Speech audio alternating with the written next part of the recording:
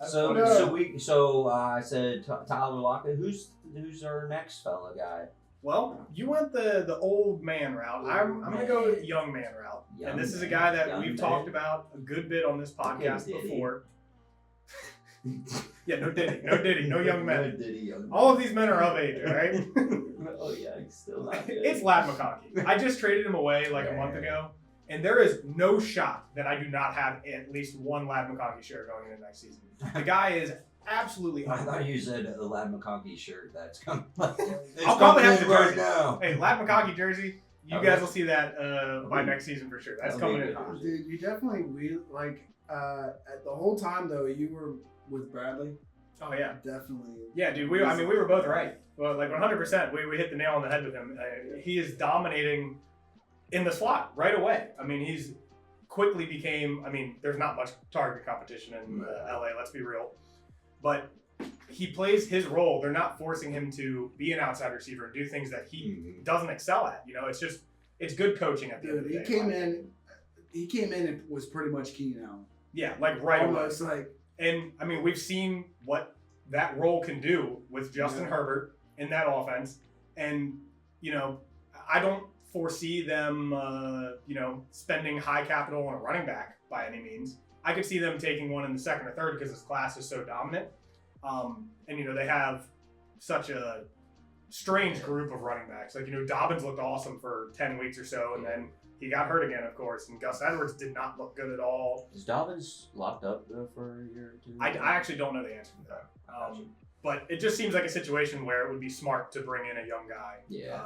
At least going forward. Well, I'd even imagine even if they do spend some money or spend draft capital on another receiver to try to be the number one, right. I'd still say Ladd McConkey's going to be really valuable. And that's kind of where I was heading to. Is I do actually foresee them spending high draft capital or money on a T. Higgins or drafting somebody, Luther Burden, or whoever it is in the late first, early second, wherever they end up picking at. They're a playoff team, but I really do think that even in addition of an X receiver to that offense, is just going to help. Yeah, it's really just going to help. You might not get these 16, 15 target games. Like that's almost no players are going to have that.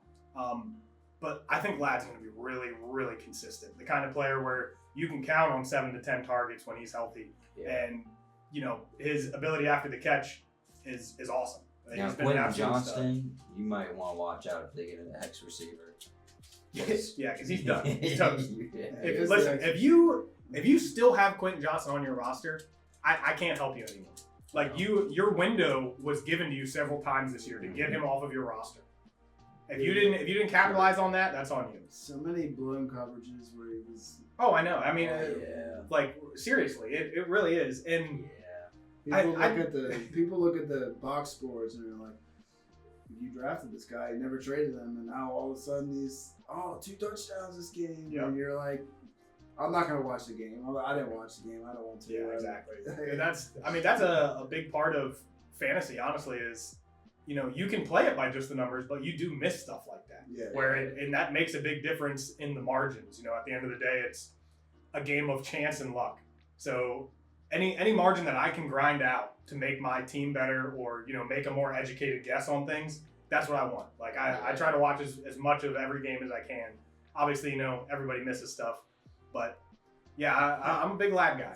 Yeah, I'm more of a consistency kind of guy too. Yeah, and that's the thing is I think there's certain players like Jamar Chase who provide a certain thing for your roster.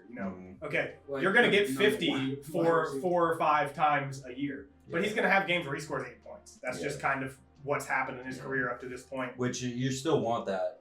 But like, if you're going to ask me if I want a guy who randomly gets 20 points like 3 or 4 times out of the year, or just a guy that consistently gets 10 to 15 every single game, like, I want that. Yeah, and don't hear what I'm not saying, right? Like, I'm not saying I want Ladd McConkey over Jamar Chase. That's not the case. Yeah, Jamar Chase is my number one. But there's a way to build your rosters, and there's a way not to build your rosters. And personally, I think you need a nice mix of consistency and upside. Yeah. So. Well, I traded him to Klopper, so. Yep, and I'll be trading for him here soon, hopefully. As soon as you trying to get him? Well, I just traded him away to Bradley, and I don't see Bradley giving him up. So. Oh, you traded me Lyman Cocky? Oh yeah, that's right. Yeah, for Drake May. Yeah, the Drake May trade. And I had to throw in a third. You should have threw in Tyler Lockett.